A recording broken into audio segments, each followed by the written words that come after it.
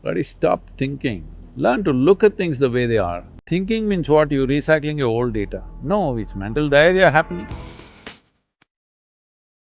I don't want to be a doctor, I don't want to be an engineer, I don't want to be an accountant. I said, okay, I'll go to the army. Really? You'll think I'm doped, which I am.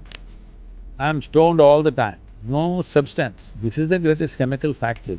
Right now, there is a whole lot of your tribe, entrepreneurs, who think only if you're stressed, we will think properly.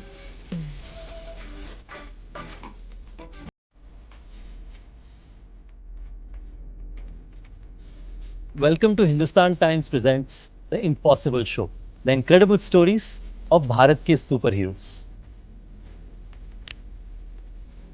So what is it? If you're a toddler, diaper problem. If you become an adolescent, you have hormonal issues. If you become middle-aged, it's a crisis. If you become old age, it's horrendous. Tell me, when is it good for you? This is the only thing you have and that's the most fragile thing. Poof, it'll go away.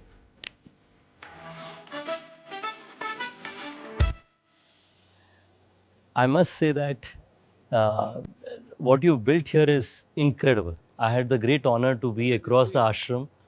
I went to the Oh, Surya Kund. the buildings are not everything, it's the people.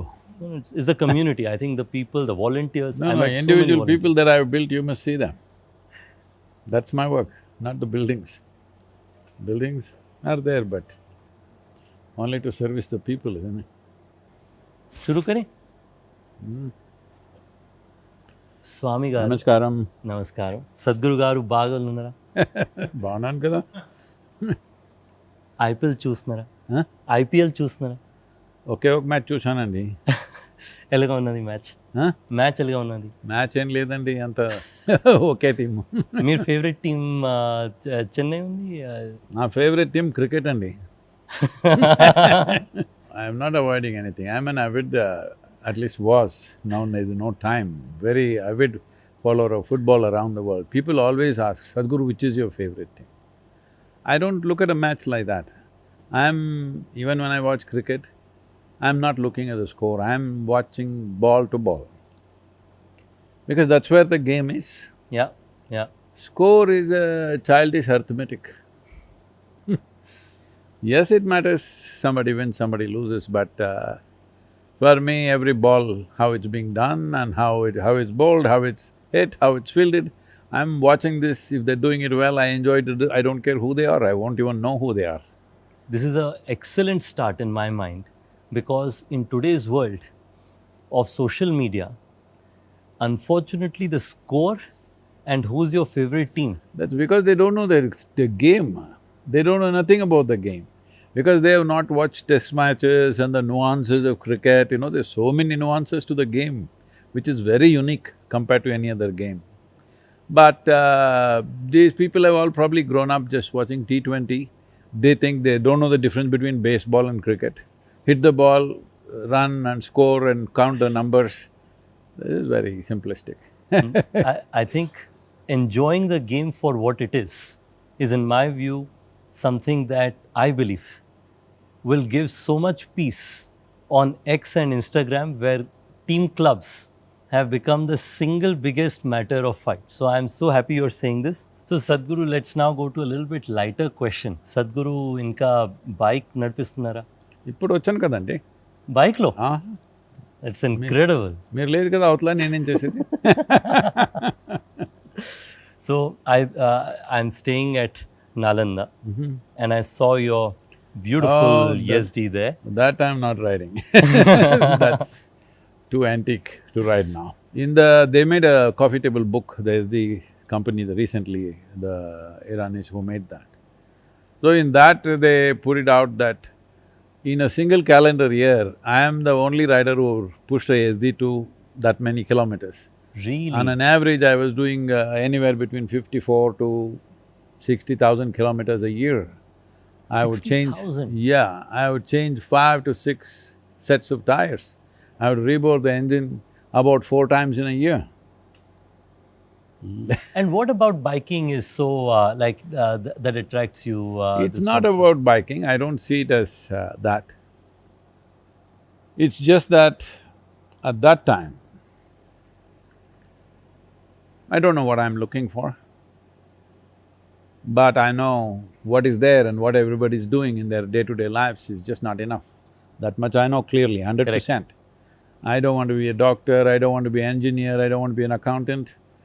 When family started pushing, you must choose something, I said, okay, I'll go to the army. Is that why you have the… No, this is… the BSF wanted to honor me, so I want to remind sure. people, uh, remind people, Of the right great now you're service. sitting here and saying push, you have a cooler running, all this. Stand in the Rajasthan border, now. or in Siachen? Arey, Siachen is nice now, huh? In the summers, sure. Yeah.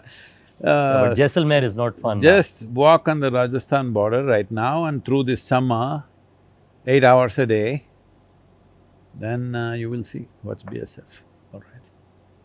For me, tears come when I just think about them. I've been there and I've seen men how they go through it. Now there are women also Yeah. in the BSF. Yeah, yeah. So Sadhguru, going back to your story, your parents pushed you to find out something. No, they're not wanting me to find out anything. They want me to do something which is already found out. Because that's what is safe. No parent wants you to find out something, all right? My parents What is too. already found, do it. I'm a doctor, you become a doctor. If you can't become a doctor, become an engineer. If you can't become an engineer, do business or commerce or something. No, I'm not interested in any of those things, so what? So I thought at least if I go to the army, I'll escape from everything, and above all, army promised us adventure. Correct. There was one Colonel Kumar, I don't know if you heard of him, maybe you're too young for that. He was legendary at that time. He was a mountaineer and he climbed… I think he did Kanchenjunga a couple of times, so I was part of the Deccan mountaineering. So he came and spoke to us, he was, he showed all his toes gone in his frostbite stuff. So, I thought the best thing is join the army, at least you get to climb a mountain and do something. And I was also into hang gliding, so armed forces were the only ones who were doing hang gliding at that time. So I thought if I go to the army, maybe they'll let me fly.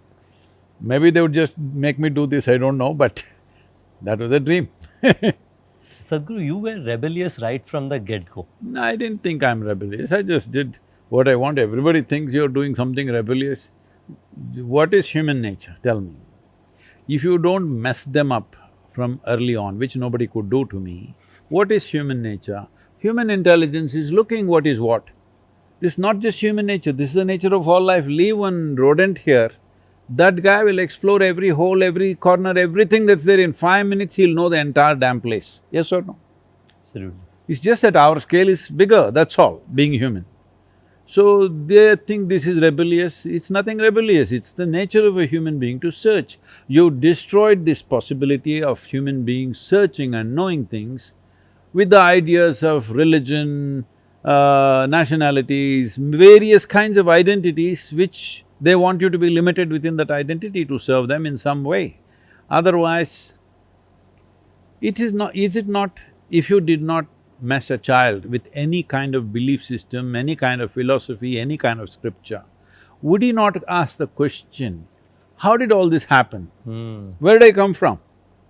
I was not there and now I'm here, where do I come from? My grandfather was here and he's gone now, where is he gone? Is it not a question every child will ask? Yeah. No, before he asks, he say, grandfather came from God and went back to God and he's playing cricket with God, depends which country you are, okay? So once you start telling lies like this all over the place, then you destroyed the search. Otherwise, every child, natural intelligence is such, it will seek, isn't it?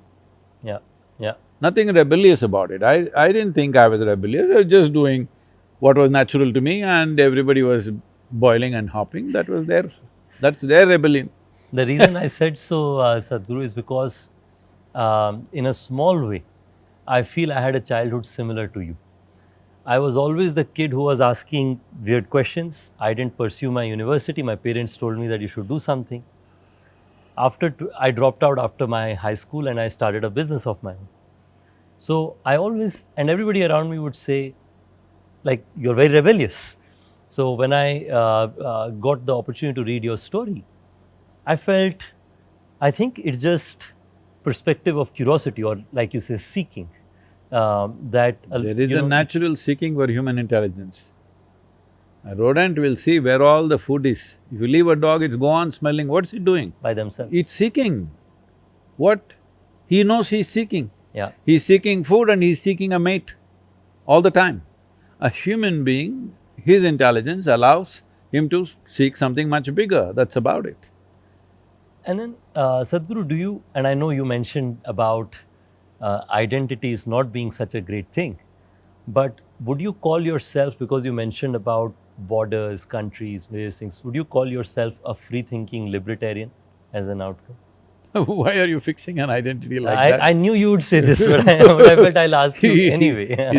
It sounds quite laborious, free thinking, this thing. I don't think most of the time. Just yesterday I was telling somebody, buddy, stop thinking. Learn to look at things the way they are. Thinking means what? You're recycling your old data. If you don't stop this nonsense, you will do nothing new ever in your life.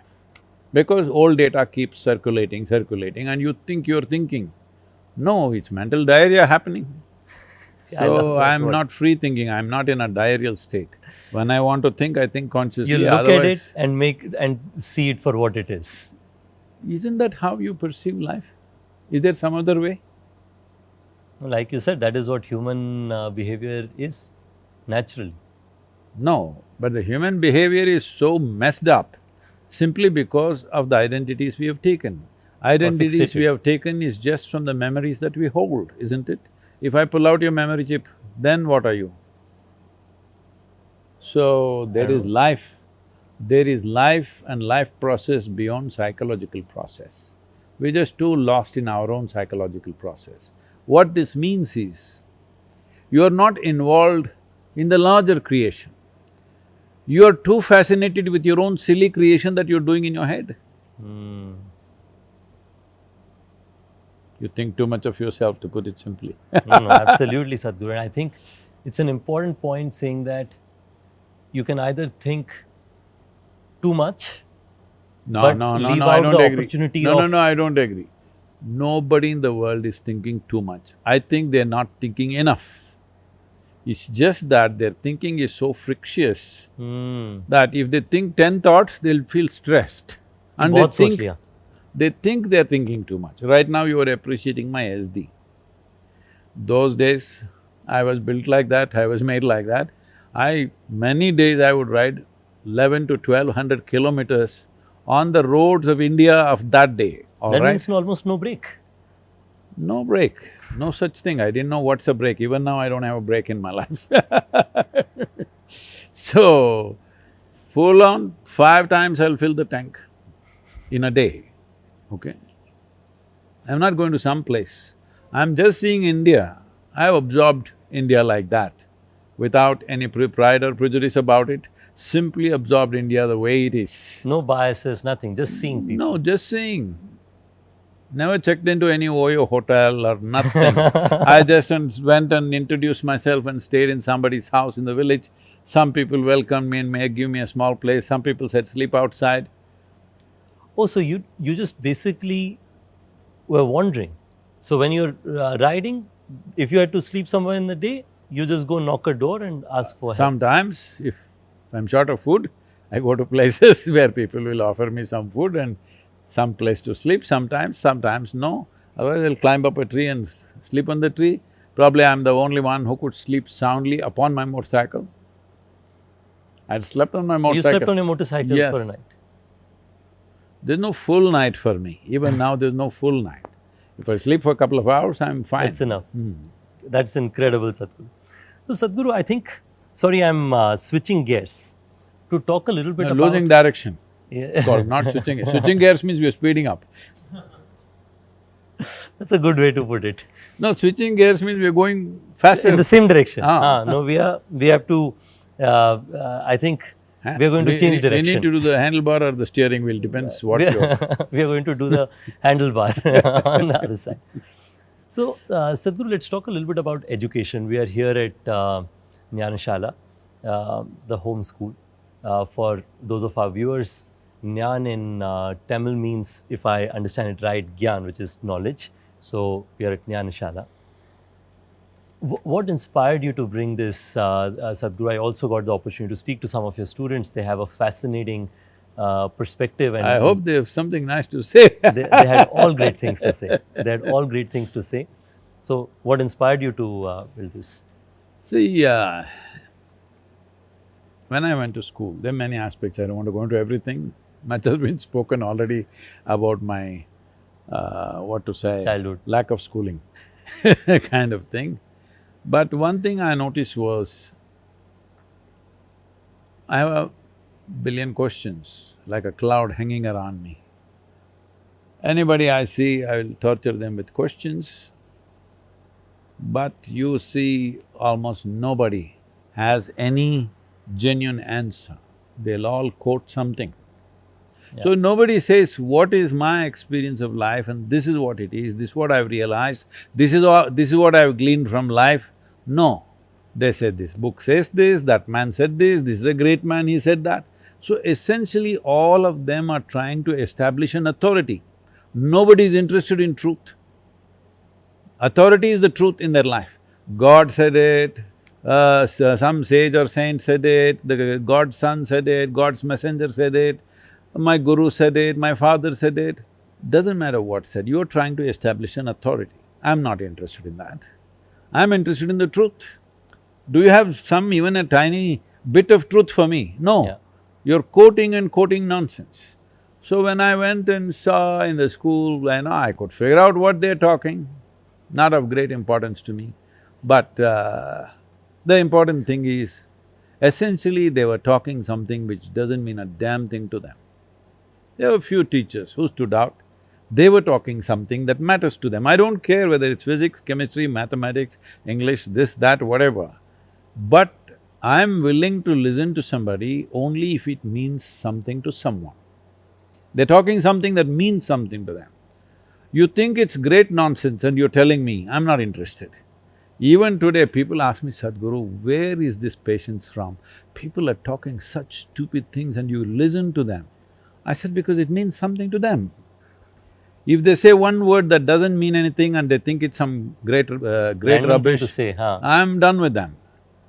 So you say something which means something to you. You believe Once I realized that they're talking things which don't mean a damn thing, it's just a way of earning a living for them, I am out of the window. Fortunately, in my school, there were no window bars. So you could not bunk your classes. Huh? You could not bunk your classes. What do you mean? Bunking is like you can just leave. Lot of No, it was very simple. Right through my high school, it was like this. We go first in the morning, there's one period where the attendance happens. Correct. I finish that, after that there's an assembly. Assembly time, I take out my socks and keep it in my pocket. They say, get out. That's all. I went to the lake, I swam, I caught fish, ate. I went on the mango trees, I caught snakes, I did all kinds of things, birds. You found a way to be asked out of the class. See, it was legal. I didn't run Just away. about legal. So Sadhguru, you talked about snakes. I grew up in a place called Raigada in Odisha, Andhra Pradesh borders. That's how I know Telugu. I know Raigad, You know about Raigada? very connected to Raigad. That's incredible. So our place has 80% forest cover, as you would know, Sadhguru. So our house, all the time there would be some snake or the other that will be found, right? So we got used to having snakes, right? Like we were not like scared of having snakes, which is what you see typically in urban town, or some people think if there's a snake you should be very scared. But I see the significance of Naga in the ashram in Nalanda. We were just seeing that even behind the doors, jo chitkani hoti, even that had Naga on it. What is your relationship with snakes and Naga? The important thing is, in the development of human consciousness, in the development of human intelligence, one significant stage is that of a reptile. Yeah. In your brain, because you didn't go to school, I'm explaining all this thing. Thank you, Sadhguru. I came here for wisdom anyway, and you invited me to Jnanashala at this beautiful courtyard, so I thought might as well. So, in your brain, there is a small fish-sized brain which is called the reptilian brain. In human brain itself. Yes, yes. I said, you're human, right? Of course. So, there's a reptilian brain. This brain is not a thinking brain, it does everything automatic. In a large capacity, most of the things you are is in this. The trouble that you create for yourself is in the rest of the cerebral cerebral flower that's come above… over that. This allows you to think, this allows you to project, this allows you to do things. But your entire survival process, your motor skills, everything is in the reptilian brain. It's automatic brain. And that is most important. If that doesn't function, this one is nothing. This is the fluff. We can do a lot with fluff, of course. I'm not saying fluff in a negative way, but it's like in the brain, if you look at it, it's like the fluff. So, because generally in this civilization it was never so, because after the Europeans came, because they did not know anything more than their thought. They had no insights, they had no deeper ways of divining things. For them, free thinking became like liberation, because they grew up and they lived and they suffered religious persecution like nobody. That if you think anything other than what's written in the book, you're dead. You know, those millions of women who were burnt on the stake, what was their crime in Europe?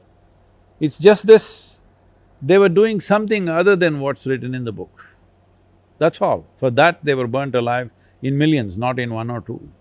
So that was the level of control, that if you think differently, other than the way the religion teaches, you should not exist. I always keep joking about this. There are two ways of answering a question. If you know how to answer, you answer the question. Otherwise, you kill the questioner. Question is gone for now. And nobody else will dare to articulate the same question again in this generation. Hello? It's happening, right? Even today it's happening. You ask a question, we'll kill the questioner. Finished. Question is over. So this is how it was. When they broke through that, they call this the age of enlightenment. All they could do was, they could think free of the scriptures that they were attached to. Not fully free, little bit over. Suddenly it's the age of enlightenment. That led to the age of enlightenment. I'm not calling it enlightenment, they call it. So-called. In this civilization, we've never attached much significance to human thought, because human thought is just recycling of existing data. If you perceive this, you can multiply this in your mind in many different ways. Not that it's not useful, it's useful to create atmospheres, it's useful to survive, it's useful to run economics and stuff, which is all survival glorified if you ask me. Hello? Yeah. Just survival glorified and taken to such limits that it doesn't matter, after 10,000 years we're still fighting for survival. It's stupid, because we've upped the bar in such a way. Even if you're a billionaire, you're still struggling for survival in the billionaire world. I'm telling you. Which is, by the way, I agree, is true. Because for whatever reason, all of us are getting past every day in a manner where there is this pursuit that we are all on. But Sadhguru, I think the point that you mentioned is a very important one, and I think about it often as well, which is even on a scientific side, we are all trying to be a derivation of what already exists out there, rather than creating something entirely new. If you look at science also, the number of breakthrough inventions that have come in the last 5 or 6 decades have been so much lesser than what used to be earlier, that when light was invented or various other things. Nobody invented light. I mean, not light, bulb. My apologies. Light has always been there. Light has been there, all right? Bulb or electricity or one of them. Whatever. See, the thing is this, if you know nothing, you go to school and they taught you how to count up to 5, not 10, up to 5, you feel enlightened, all right? Correct. You came home and you can count 1, 2, 3, 4, 5. Oh my God, this is amazing. That's it. Correct. My daughter Radhe, when she was little, very little, I always made sure if she's around me, I will take her somewhere where she can see the stars or outside in the nature or forest. So I take her up on the terrace, she looks at the stars And she says, Jaggi, 10. Because I could count 10. Not she counts 10. That's the biggest number in the And universe. she knows. Oh, wow. Not she knows. That's the biggest number in the universe. Where can you count more? I am saying, whatever you think is the biggest number is just a question of more zeros, isn't it? So in her mind, 10 is the largest number in the universe. So she says, so many, 10. But that's a great number. What's wrong with 10? Even all the stars want to wear number 10. Isn't it? So, our idea of numbers and our idea of universe, our idea of physics, well, there is a whole committed troll army against me, which they will all get on. I want to give them some material, otherwise how do they make a living? Poor guys. So let me give them some material. Today what you know as physics, what you know as science, whatever. See, in this cosmos or in this atom, whether you take the smallest unit or the ultimate unit, in both, over 99%, 99.99 something percent is nothing, vast nothingness, even in the atom. So you know, with all your objective observations, you know 0.0001 something, all right? With that, you're audacious enough to make conclusions about life. I think it's too stupid. Simply because you can create a little more comfort and convenience, this doesn't mean you figured out all life, all right? So, this is not… I'm not trying to denigrate science. Science has done fantastic things. Life is more comfortable than ever before. Survival is more simple than ever before. But being able to do something better and knowing are two different things. So the longing to know is what drove science. But today it's all like innovation, doing one more thing, one more gadget, one more nonsense, so that people can do. See, for example, I'm not talking against any brand, phones are coming every year. Whatever, one calls it the entire galaxy, another calls it 1, 2, 3, 4, 15, 16, 17. Producing newer and newer models is only a question of commerce, because otherwise you'll stay with the same phone, it's not good for No the repeat economy. business. Huh? No repeat business. Not good for the economy. Right. Let me not accuse just one company. Yeah, It's not good for the general Consumerism economy. needs to grow and this is the path towards it. Don't use the word grow. Not good for the economy. Not good. You need to consume. At the same time, we crib that ecology, all right? Leave that aside. But the important thing is, there's no real longing to know. That's a very small band of scientists, tiny. Rest are all thinking what research will give them funding. It's all about funding. Very unfortunate, but it's all about funding. Oh, how can we do without fund? That is true also. I'm saying, it's like when commerce gets into science, when commerce drives science, that's not science for me. Yeah. When commerce drives spiritual process, that's not spiritual process for me. People who do not know, I'm talking to the troll army, which they'll come with you anyway. I'm just telling them, many years ago, we formed Isha Foundation and Isha Business. Our people said, Sadhguru, this is too up in the face. Isha Business, what is this? I said, this is how it is with me. Foundation will never do business. Business will not do dana dharma, it will do business. You're not in terms with it, it's up to you. For me, this has to be clear. Spiritual process will not be handled as business. And you'd rather disclose it and talk about it upfront rather than try and do it in what is the point? Correct, I agree with you. So, Isha Business will not do dana dharma, they're looking for profit. And foundation will not look Foundation will not do business, they're just looking how to get it across to people. Yeah, yeah. So Sadhguru, I think this is a good segue. I'm an entrepreneur. My Segway, they have not returned, it went to service, it didn't come back. So I love your specific views on different automobiles. So No, it went for repair and the damn thing is not they come never back at returned all. it back to you because they're worried that bike is okay. So, so Sadhguru, one of the questions I have, or at least I believe, that there is a structural difference between a business person and an entrepreneur. I believe so. A business person is running a business, understand?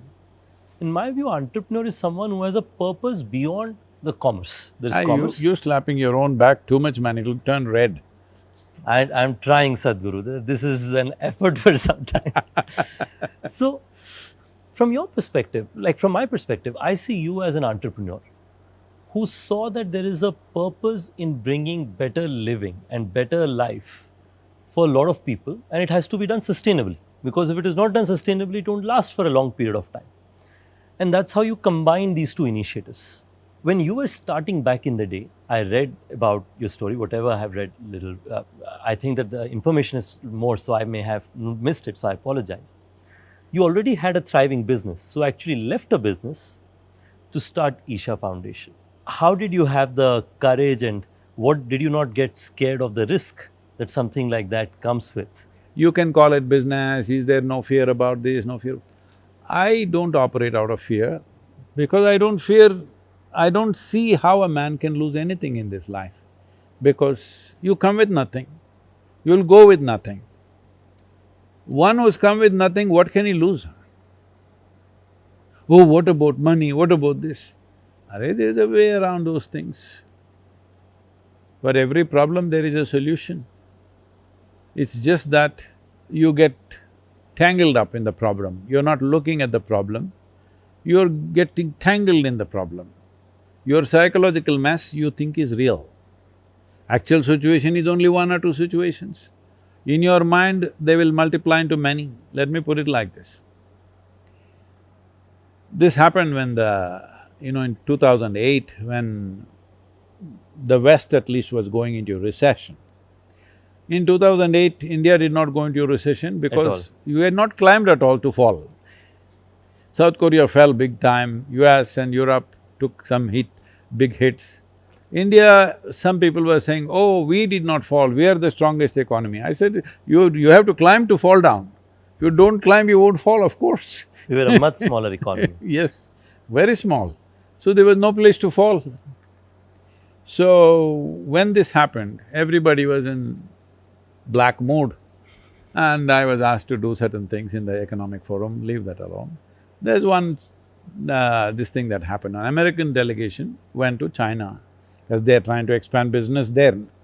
In China? Yeah, those are not the tariff days because they want to find some new market and do something because recession is beginning to set in. Export, find a new market. Yeah. So all the Americans are looking billionaires, but crestfallen. The same was happening in Davos also. They're crestfallen because a few billions down they are. Just a number game. Yeah. It's nowhere are billions, all right, it's just in your mind. So this Chinese guy, very wise guy, he did this in a hotel lobby. He brought one chair and put it in front of a mirror. He said, see, here, this is one chair, in the mirror one more chair. And then he asked somebody to bring another mirror, put it there and see, now there are hundreds of chairs. If you lose these hundreds of chairs, no problem, as long as you have this chair. It's the only chair you actually had. So this is all in our mind, this loss will happen, that loss will happen. I don't see it that way. I don't see life as success and failure. You come as a human being, you have 4 limbs and you got a few working brain cells, you're a big success in my mind. Whether you experience yourself as a success or you make a misery out of yourself is an unfortunate reality a lot of people are doing to themselves. I think, Sadhguru, this is such a well taken takeaway because it's the reality of life that some days you will feel like, I'm not going through a great time, some days… No, I'm not talking about that. Why should you feel some days like this, some days like that? I'm every day blissed out only. Whatever the hell is happening. That's the learning that we should take away from you. No, it's not a learning, I'm saying. It's not a learning, it's a fundamental fact Yeah. in our existence. That we need to remind ourselves. You need to recognize this is the reality. Yeah. Yeah. That instead of being bothered, like reality is like you said, you're with two hands, two limbs, you're four, Some working brain cells. some working brain cells. Working means they're working for you, not against you. There are a lot of people, their brain cells are working but against them. Okay. So what worse can happen? So you're absolutely right. We should not put oneself through the misery or the satisfaction. See, if you're agony. not dead, you're doing great. Yeah. If you're dead, no problem at all. Yeah. So, Sadhguru, let's talk about Sadhguru, the app founder. You do so many things.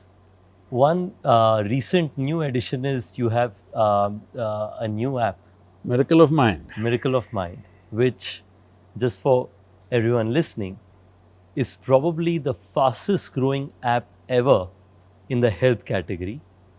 Fastest growing app in itself in any category overall, which recently beat ChatGPT in the number of downloads. Why that's become the standard? Because ChatGPT is probably I'm thinking Miracle of Mind is a failure. And I also think I'm a big failure because there are 8.4 billion people. Leave the children below 18 or below 15, let's leave them. So at least 7 billion people are there, adults. 7 billion people. Out of them, how many of them wake up joyfully and go to bed joyfully? Let me give you a good percentage, maybe 1 billion. That too for reasons other than themselves.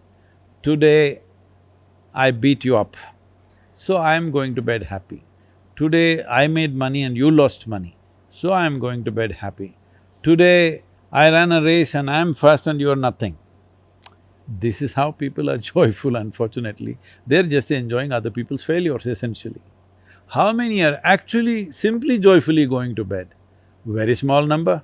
just blissful as it is. Maybe it's in millions, but still very small number. Others are going happy or this thing because they're drunk or they're drugged or something, they're using chemicals to feel little like this and go unconscious. They don't know. In unconsciousness, you neither know misery nor joy, all right? Both are gone. So, essentially, when there are 7 billion eligible people, little more than 2 million enroll, and I don't think it's a success.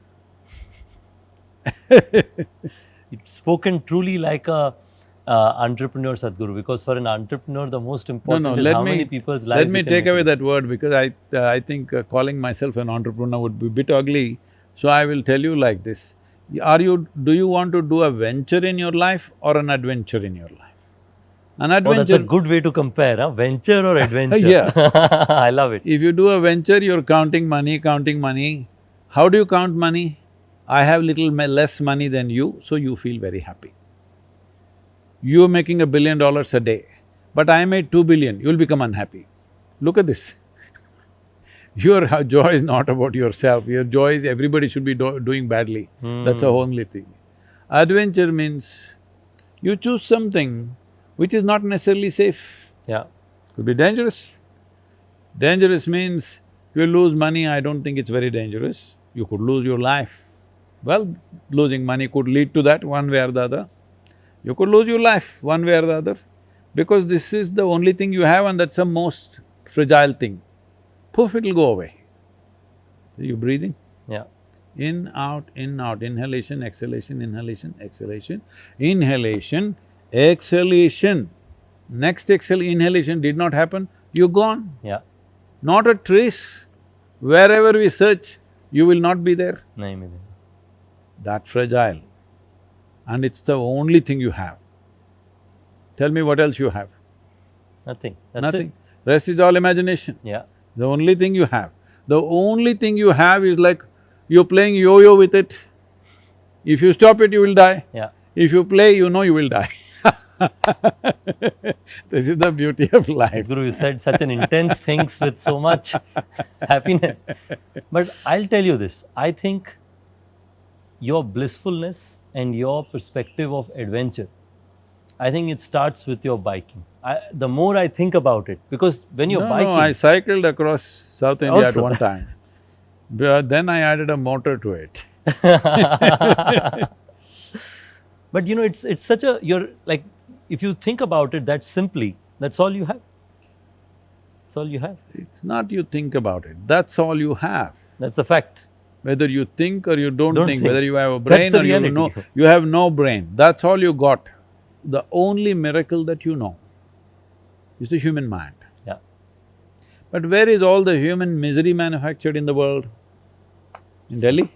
Huh? Same place. In the human mind. In the human mind. So this mind, which could be a miracle, now has become misery manufacturing place. This is simply because you don't know how to hold it. Hmm. When I say you don't know how to hold it, if I ask you a simple question, do you want your intellect or mind to be sharp or blunt? Choose, I'm going to bless you. Sharp. Sharp, you asked for it. So if if you're given something very sharp, let's say we gave you a knife which is super sharp, now how you hold it, you must be very conscious. Careful. Conscious, Yeah. not careful. Conscious, that's right. Careful comes, your mother will tell you, be careful. So like this people go on, why? Because if I give you a sharp knife, you must know which is blade, which is handle, first of all. Correct. You hold the blade side and please hold it firmly means you held it tight, well, it'll cut through your hand. Or you held it the right way but you are little la la la la la la like this, intestines will come out, either yours or somebody else's. Yes or no? Yes. Why we don't give a knife to a child's hand is not because the knife is dangerous, because the child is not conscious enough, his body is not stable enough. So we are warning him. Knife has never been dangerous. Yeah, you ever heard of a knife jumping and stabbing somebody? Did it ever happen? So depending on whose hands it is, And how conscious they are. if a certain hand holds it, this knife can save a life. If another kind of hand holds it, it can take a life. Another hand holds it, it can produce a meal at least. I'm saying, knife by itself has no intent. You can use it any way, which way you want. Similarly with your intelligence, you can use it any which way you want. I can use it to poke you, or I can poke myself, or I can bring well-being to both. This is a choice that you have every moment. You're making all the wrong choices and you think something wrong with the mind, you think something wrong with the world, you think something wrong with somebody who's sitting in front of you. No, the only thing is, your intelligence is not working for you, it's working against you. You can call it any number of names. People call it stress, anxiety, this one, that one, that one, all these things are being made normal now. Doctors are also saying, this is very normal, you're anxious, I am also anxious, no problem. Both of us like this only, it's very normal to be anxious. Correct. So what is it? If you're a toddler, you have a diaper problem. If you become an adolescent, you have hormonal issues. If you become middle age, it's a crisis. If you become old age, it's horrendous. Tell me, when is it good for you? Everything is a problem. You're seeing life as a problem because your mind is not working for you, it's working against you. How to make people understand, not only understand, give them tools to make their mind in such a way that it's a miracle. There are various ways to look at it. One simple thing is, now, only now in the last 3, 4, 5 years' time, so-called modern science. See, science is neither modern nor ancient. Science is when you look at something the way it is and in some way systematize your understanding and also able to Explain it to others. express it to the world, it becomes science. You didn't invent science, there is neither ancient science nor modern science. People keep asking me, Sadhguru, such ancient wisdom you have. Arey, God damn it, why ancient wisdom? We need wisdom which is contemporary. You're millennial, Sadhguru. What do you mean? I've been across 2 millenniums, which one do you think? No, millennial is a thing that people who are born after the 90s are called. Millennials, I so just know, I know all these things. See, as if there are not enough segregations in the name I'm of sorry, I have to get out of the identities. in the I'm name sorry, of I'm labeling you so many color, times. creed, race, religion, nationality, nonsense, every kind. Now you guys want to segment one generation into 10 No, no, parts. Sadhguru, मैं तो आपको कह रहा हूँ, you're the same generation. There is no difference. But I want to hear the full thing, that what you were explaining, because that's a very thoughtful perspective that you share, What? which is science is just what you see, and you can systemize it and communicate See, with it. if you pay enough attention to anything, you will see more than what others are seeing. Right now, the plant is putting up a lot of leaves and flowers. You can only look at that and wow, somebody painted it green. No, then you look at it, these brown tubes which are going, which don't even look alive, it's full of sap, Yeah. it's going into the earth, then you know there is soil. It doesn't take any knowledge, it just takes To identify. observation, attention. Without the keenness of attention, you will live and die on the surface of life. So science is trying to little fathom the physical world. But as we already said, the physical world is 0.000 something, that's all there is. This is modern science saying this, all right? Yoga has always said this, but it doesn't matter. Now it has to come from a Western university, otherwise it's not true. 1,000 things. One of the things that's happening today is, in the name of science, they are saying, breath and our emotions and our experience is very related. Oh, discovery this is, invention. For 10,000 years we've been talking about this. And we have an entire science, how to master the breath as a process and the deeper aspect of breath, which is the prana, and how thought and chemistry are connected, how you can just create the chemistry that you want. Now, why I'm wearing glasses because if you look at me, you will think I'm doped, which I am. I'm stoned all the time. No chemical, no substance. This is the greatest chemical factory. Yeah. If you activate this properly, the endocannabinoids and anandamide makes you in such a way, you're blissed out every moment of your life. See, there is a old saying, I think if I'm correct, it's a Chinese saying, which says, a fool discovers what the wise man knew 1,000 years ago. But see, these facts won't spread easily. Hmm. You tell them there is a pill, if you take it, that will spread like that, like fire. Like the Ozempic pill nowadays. Ozempic. You is heard for- about it, Yeah, Sadhguru? yeah, it's for The a… miracle drug they are calling it. No What do you miracle. think about it? See, it's a… See, people are doing business out of it, so I don't want to get in their livelihoods. I'm not interested in that. But if you don't know how much to eat By yourself. as a human being, see, the essence of being human is this. You are not special in any way compared to other creatures. They are born, you are born. The same way, reproduction. They grow up, you grow up. But they simply grow up, you grow up with lot of fuss. They earn a living, you earn a living. Make a huge fuss, I'm an entrepreneur, I'm a business, I'm this, nonsense, whatever to earn a living. Every sparrow is earning its own living, isn't Correct. it? Correct. They reproduce, we reproduce. That also they do it effortlessly, we do it with too much fuss. They die, we Oh, die. Too much fuss about death. So there is nothing you're doing bigger than them. I have lived in the jungles, I have paid so much attention to various lives, alone by myself, surviving in the jungle. Each one of them have a complete life of their own. You take an elephant, you take an ant, you take a grasshopper, you take anything, they have full-fledged lives of their own families, their own emotions, their own egos, their own problems, their own dramas, everything they have.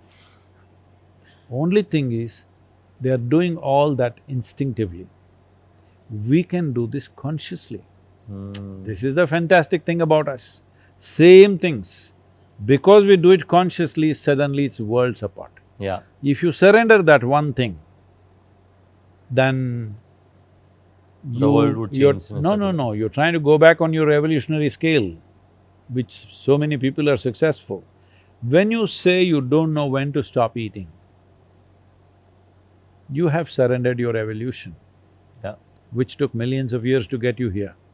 To get a brain of this size, to be able to be cerebrally capable like this, you're surrendering that because you have surrendered your ability to be conscious. So what is called meditation fundamentally is to move into a consciousness which is of a higher intensity than the way you are right now. Correct. In this, I was talking about the scientists discovering about the breath. See, if you sit here, don't close your eyes, you're feeling sleepy, you'll fall asleep. I am closing my eyes, don't follow me, okay? I've practiced a lot to keep my eyes closed and not fall asleep. It takes a lot, okay? So you close your eyes like this and think clearly about a mountain. You will see your chemistry and your breath will become one way, your breath will change. You think about ocean, visualize an ocean, your breath will change. Think about a tiger, your breath will change. With every thought, if you create it with a certain intensity, breath will change. With breath, the chemistry will change. You're doing all this accidentally, no wonder you're anxious. If you're driving accidentally, will you be anxious or no? Yeah. 100%. The nature of accidental existence is anxiety. Now when you say anxiety is normal, you're admitting you're living accidentally. Accidentally. This is a crime against humanity. And our evolution. Yes, the crime against humanity means the human project on this planet is millions of years old. From a single-celled animal to make you this complex and sophisticated, it's taken tremendous amount of research and development.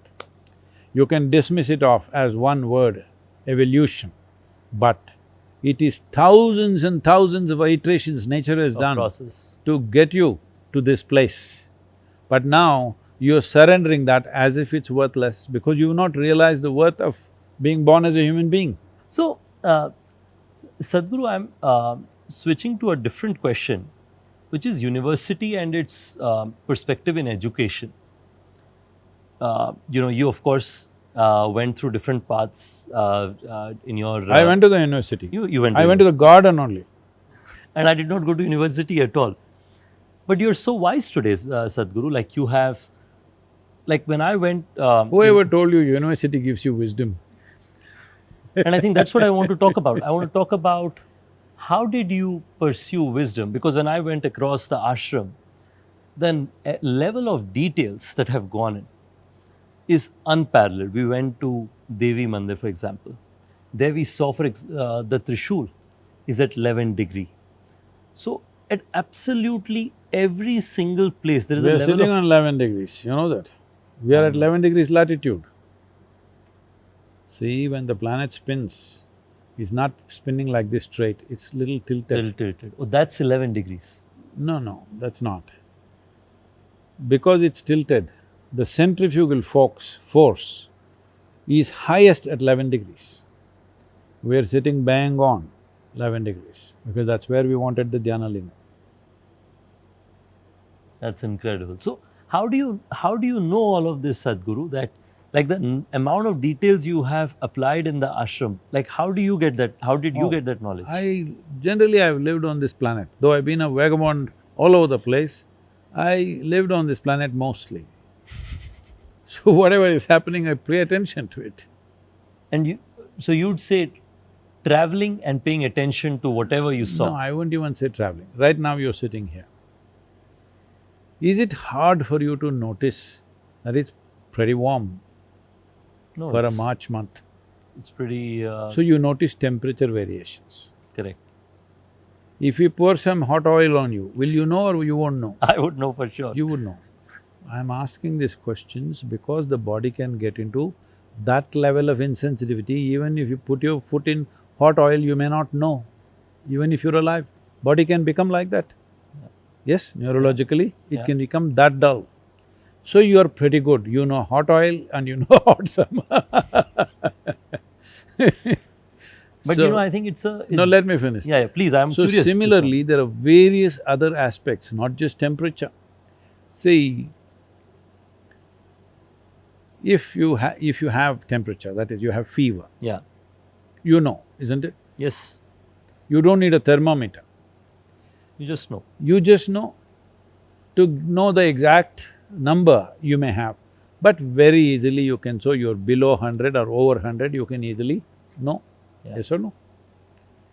If you're crossing 104 something, then you know you're in a bad condition. Yeah. Thermometer is only… Indicator. No, Specific no, number you have to identify. thermometer comes from your childhood. Whether you're saying, I have temperature because you don't want to go to school, or the parents are checking whether really temperature is there or not. Similarly, a doctor is checking, really how much is your temperature? He doesn't want to go by your experience, because human subjectivity is little like that. So similarly, apart from temperature, there are other aspects. There are upsurges of energy in your body, what's happening.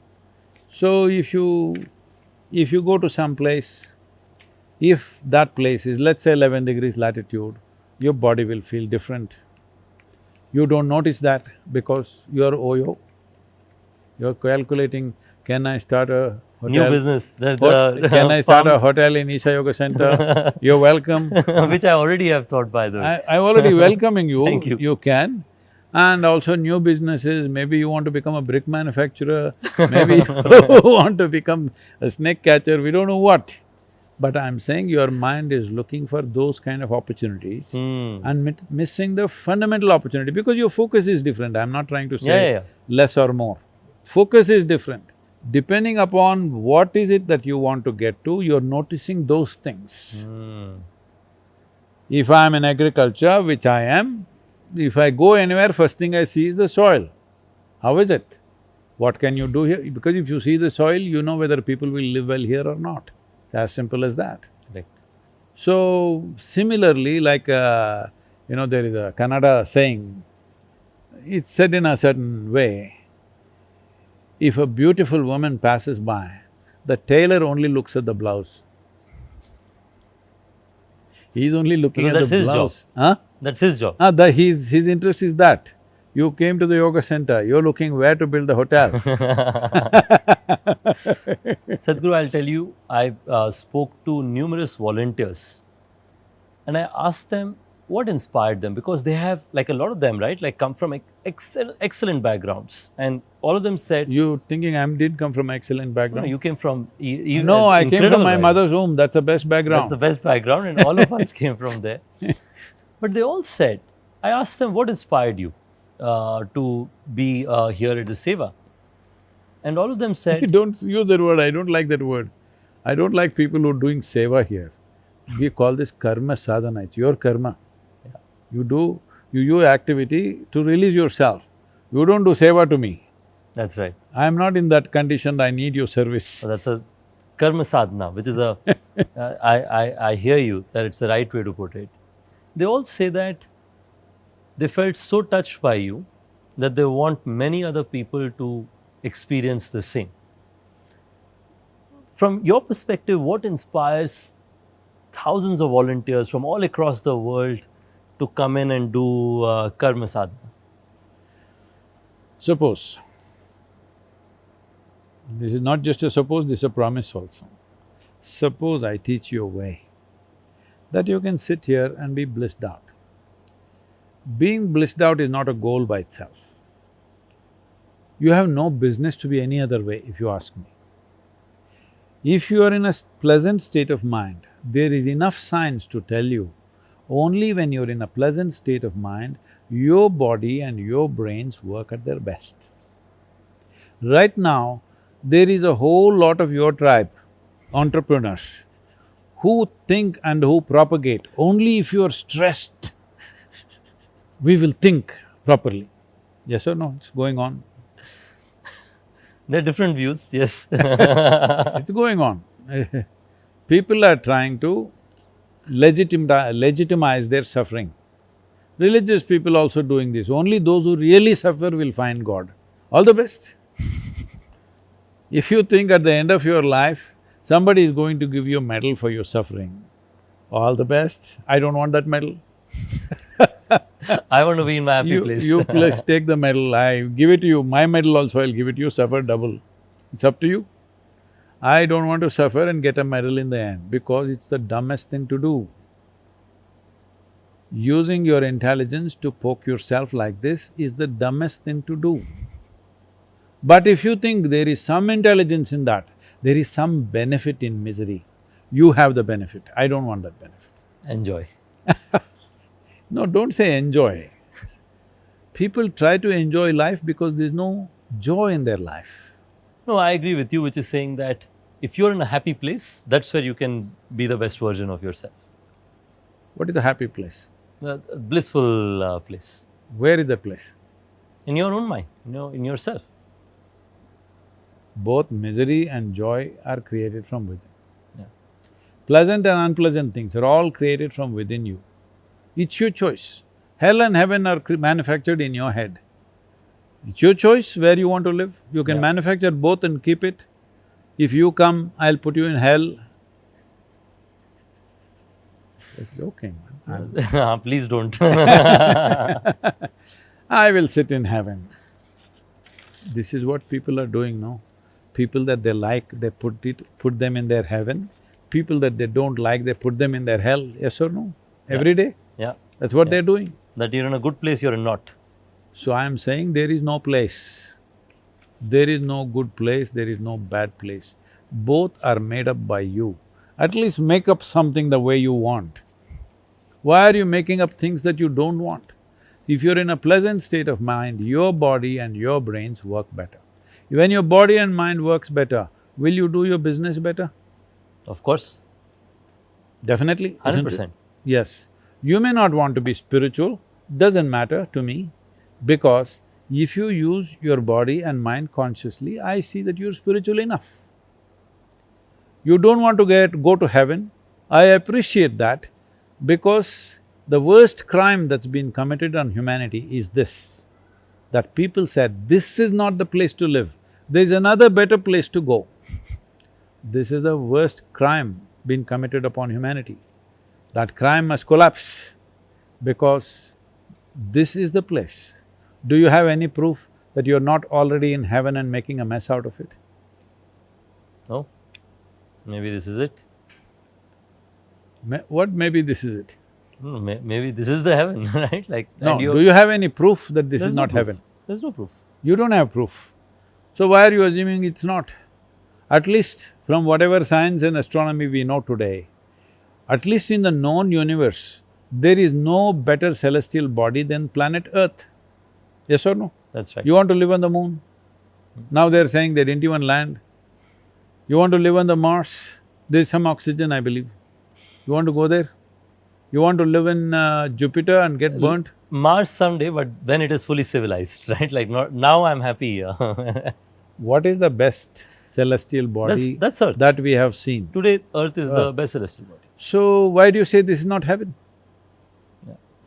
Sadhguru, I know we are coming to the end of the time. I've been shown sign a couple of times of the clock. So, no. So, your relationship with nature, Sadhguru. I grew up close to nature myself, but nowhere as close to your love.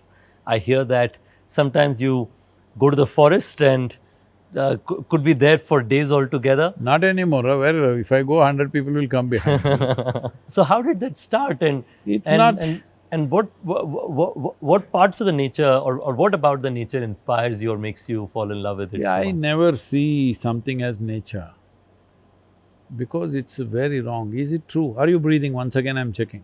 Yes, You are breathing. Don't agree with me. Check and tell me. I have checked. You're breathing. What you exhale, this tree is inhaling. Yes, What the tree exhales, you are inhaling. correct. So why is the tree nature and this is you? We are both nature. Yeah. One half of your lungs is actually hanging out there. Hello? If not for it, how would you inhale and exhale? Yes. So, how come it became separate and now you love the nature? This is all messed up minds in the world. We are creating, out of one mistake we create more and more and more. This is why yoga, the word yoga does not mean twisting and turning. Yoga means union. Union means you consciously obliterated the boundaries of your individuality, because your individuality is purely a psychological phenomenon. Existentially, can you cut yourself off from this? No, no chance. Not just in terms of breath. Every cell in the body is in communication with everything. Every atom in here is in communication with the whole existence. It's happening all the time. If they don't communicate, you're done right now. Right now. There are trillions of organisms here which are in communication with things that are around us. Today they're slowly accepting there is gut biome, there is this, that, there is biome even in your brain, all this. We've been talking about it for 1,000 years, you know. I'm saying in the yogic culture they're talking about, well, in the Jain documents, you're a Jain, are you? No. No. Among the Jains, there are clear-cut documents where they're saying anujivis. Yes, I've heard that. Atomic life. That Oh, means… Anujeevi is Ah. atomic life, yes. the microscopic life, that's what they're saying. You can't see it, but they're there. Yes. So, all this is in connection, life is happening one phenomena. You are so messed up in your head, you think you are a separate phenomena by yourself. Simply because nature gave you a certain level of cerebral capability, you are completely lost in that.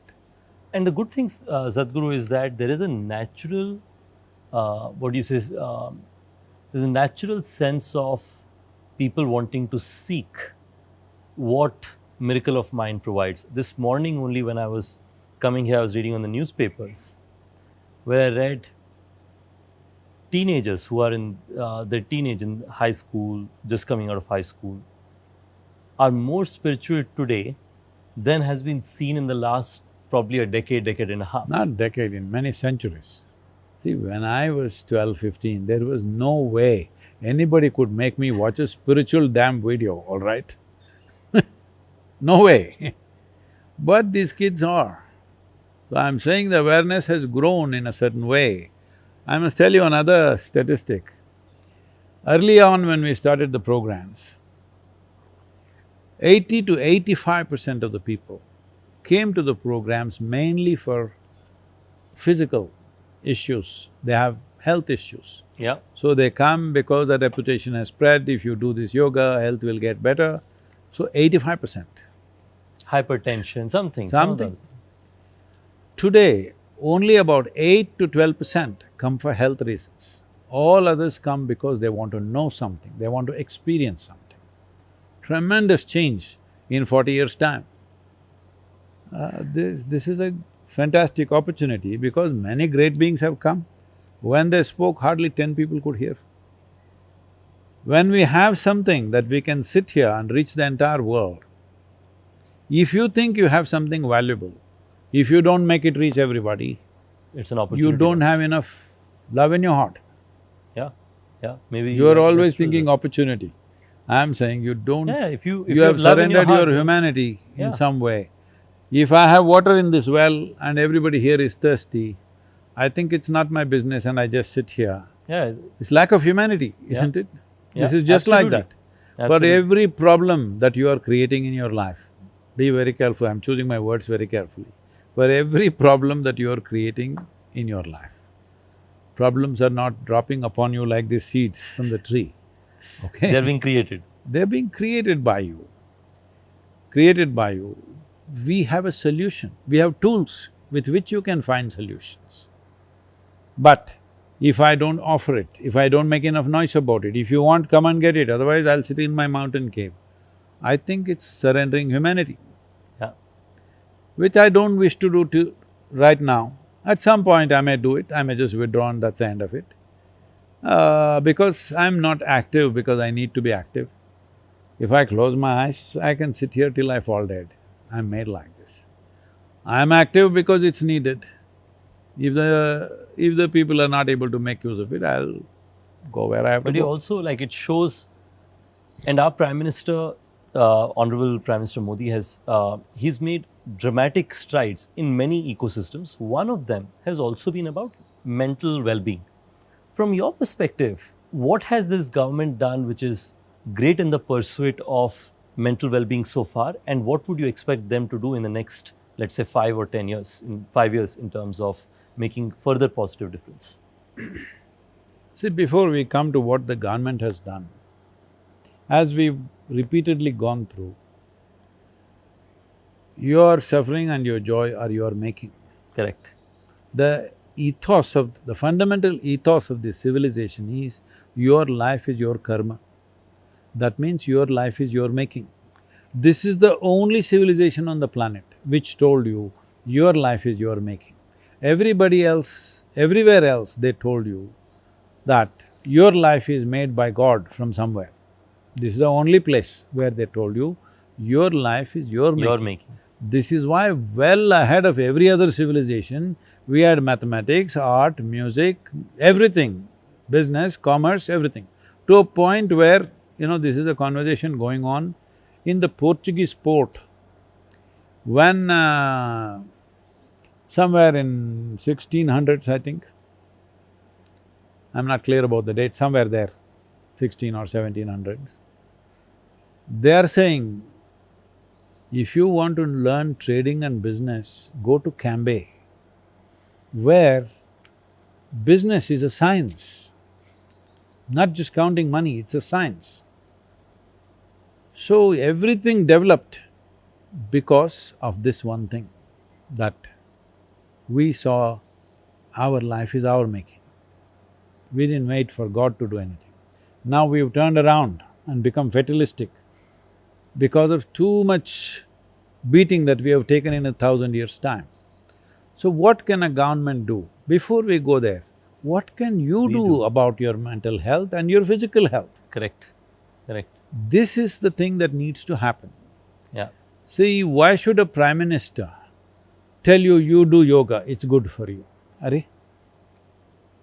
And fortunately, he is taking that step. As a world leader, he is lying down on the street and doing yoga so that everybody does it. Yeah, he helped set up the International Yoga Day, which has now become a massive trend globally. It is. But I'm saying this is something in this civilization where always you have known your life is your karma. Let's understand this. We have turned this word karma into a fatalistic process. Ayo karma, as if it came from somewhere. Karma means action. Whose action? My action. Physical, mental, emotional and energetic action I am performing when I am awake and when I am asleep. And how much of your activity like this is conscious? Not even 1%. When 99% you do unconsciously, definitely you feel like something is striking you from somewhere. This is the experience of the whole world. Here we figured out it's all happening from within, so your life is your karma. How you experience your life right now is entirely your making. Yeah, yeah. Where you are, what you eat, how you are, these things, social situations and other things may determine. But how I experience my life right now, whether I am joyful or miserable, it's entirely 100% my making.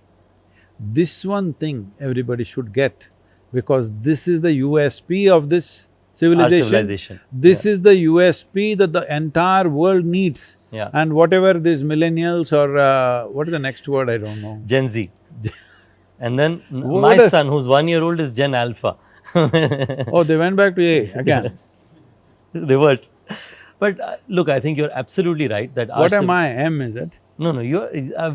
I thought we were the same, that's it. But Sadhguru, I think, to your point, I think our civilization has some incredible stories, and today's conversation is limited to talk about it. No, our civilization comes to super relevance when economic well-being in the world is reasonably stable. Yeah. We must understand this, because we saw these things and we evolved many systems when we had economic well-being that nobody could imagine.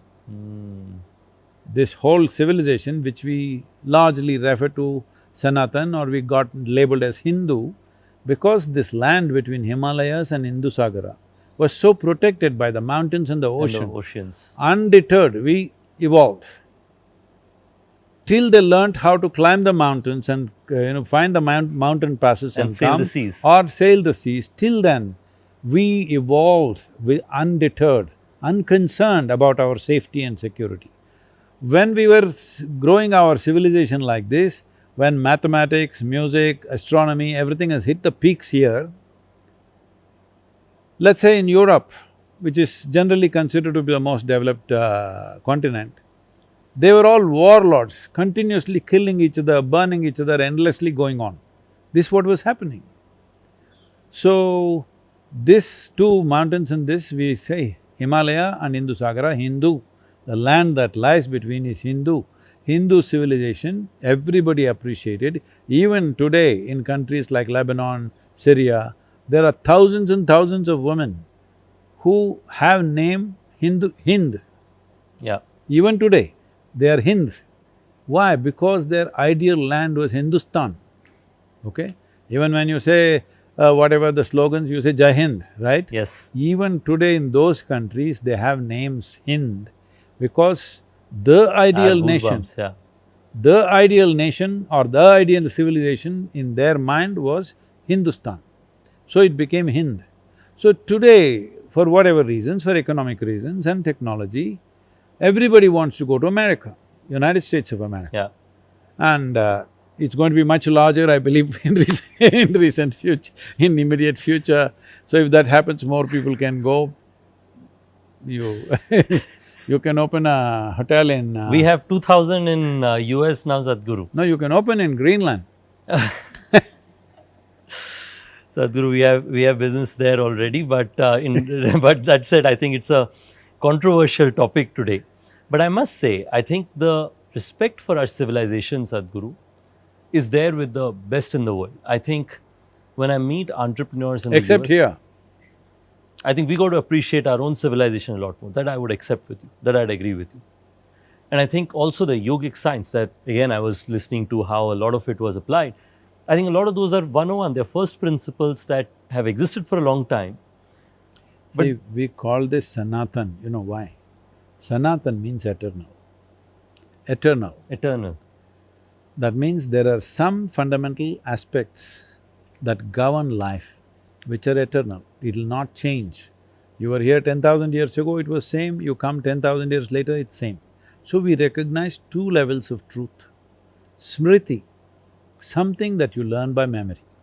Your father knew something, he told you. A part of it is his experience, another part is his father told him. So this is Smriti. The culture is teaching us through families, through cultural structures. We are… by memory we are learning because 90% of the human being is learnt behavior. But there is something called a Shruti, which is Sanatan, which is unchanging, which is concerned with the nature of the life and the universe, the relationship of this life with the rest of the universe. That never changes. Doesn't matter you're here or you go to Mars, if you're planning to go. I don't know if in your time it'll happen, but if you go and you go for 8 days and you may get stuck for 9 months, all this can happen and It has happened recently, yes. that's not that far either. So… That was just a space station. yeah. So, it's very important to understand Sanatan means eternal. Eternal. Can something be eternal without being all-inclusive? Cannot be. So this is what yoga means. Yoga means union. That means you consciously obliterated the boundaries of your individuality. Now you're sitting here, you're breathing with the tree, but you don't know. So you look at this tree and you think this is a nice stick, in the rest of the world they call it wood. A living tree, they call it wood. It's like if I am a tiger, I look at you and think, okay, this guy will make a nice snack. Yes, it amounts to that. Yeah, yeah. So, we started looking at things in utilitarian ways. How much utility will you create? And is life getting better? In human experience, is life getting better? more conveniences and comforts have come. As conveniences, comforts come, as survival gets taken care of, Sanatan becomes more and more relevant because people will want to find something more profound. So, see, somebody is selling tickets to heaven. What do you get in heaven? Better survival, Yeah. better accommodations, Nice. better pleasures. Same thing, exaggerated, Yeah. all right? Are they offering something new? No.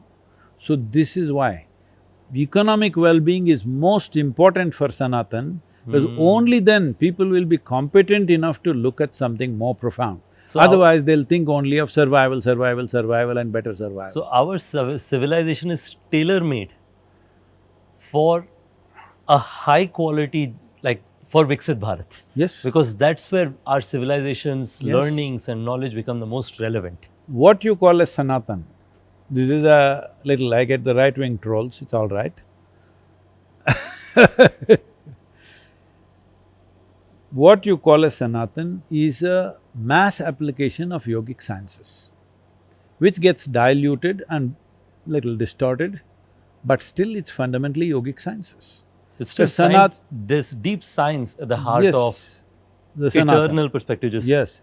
See, Sanatan. when you say Sanatan, you're saying eternal. It's a Yeah. positive way of Yeah. presenting it. When we say yoga, we are talking about union. Yeah, Union means you have to obliterate your boundaries, otherwise there's no union.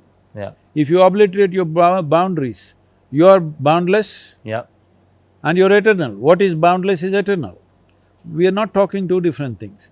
But yoga as a science, everybody may not have the necessary application, so we made it mass application. When you mass apply something, it will definitely get diluted, many times distorted over a period of time. Especially if there are not enough people to keep on correcting the distortions, distortions will happen. I'll tell you something as simple, this will anger many people, because anyway we are today in the mood, let's do it. So if you say something, everybody in India, not outside, in India, outside the country they can do whatever. Within this country, everybody is starting off, Om. The simple sound is this. If you keep your mouth open and push the air out, it'll do If you start closing it down, it'll do ooh. If you close it, it becomes This is the sound.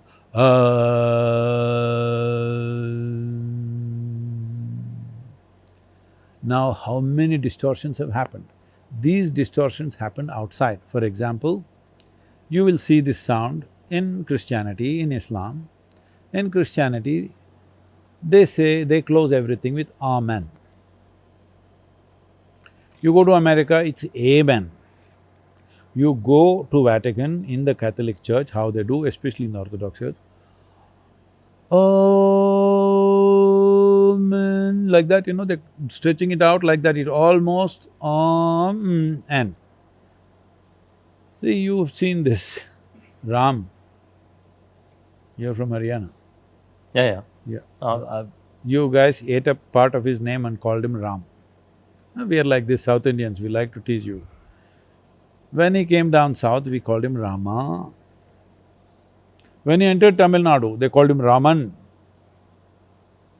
Because language has certain inflection. So the Aramaic language which they were speaking has a much stronger inflection like that than Tamil language. So they said, Amen. Islam says the same thing, Ameen. Same sound. Language distortions enter. This is the significance of yogic system. We sit here constantly looking at what is cultural, what is existential, always cutting out the cultural aspects. We know culture will add color and make our life beautiful, but without the structure, color is a mess. Hello? yeah, You are well structured, then little color you add, nice. Only color, no structure, you are one big mess. You're back to amoeba state. All right, you're a splash. all over. Yes. So, to maintain the structure, we keep cleaning it off, cultural inputs that will happen, language inputs that will happen. This is my work because for a few hundred years, nobody has done the proper cleaning. I have this onerous task that I'll be accused of all kinds of things, he doesn't know what is Sanatan, he's not read a scripture, he's this, he's that, all kinds of things, because I'm constantly cutting out the cultural aspects. Not that I don't like culture, I love the culture, it's colorful as it comes. But color, if you get lost in color, You've you'll got to get get the structure, blinded. and color is an Yes. addition. Color is like makeup. Little makeup is nice. If you paint yourself head to toe in red, it won't be good. I agree. I knew that, Sadhguru. Sadhguru, I think it's been fascinating. I actually could go much longer, but I think, I see you have a lot of questions that you copy. yeah, but I didn't see a single one of them, because all of these left for themselves, because you had such a fascinating perspective on everything, that out of my curiosity, going back to how we started, I kept trying to seek from everything I could get from you. So thank you so much, Sadhguru. I Thank think you. for me, Namaskaram and all the best for you. and the millions who will watch, I think they will take away so much. I think today's generation, like you said, now more than ever before. Hey, what do you mean? I am also today only, huh? No, I mean, You're talking to me like I'm dead. in today's world, Ah. they need to have a happy feeling, a happy time, a happy place, a blissful state, as we said, and that's in our mind. So I hope this helps them get there. Thank you, Sadhguru, for making the time and speaking to Namaskaram. our millions of viewers.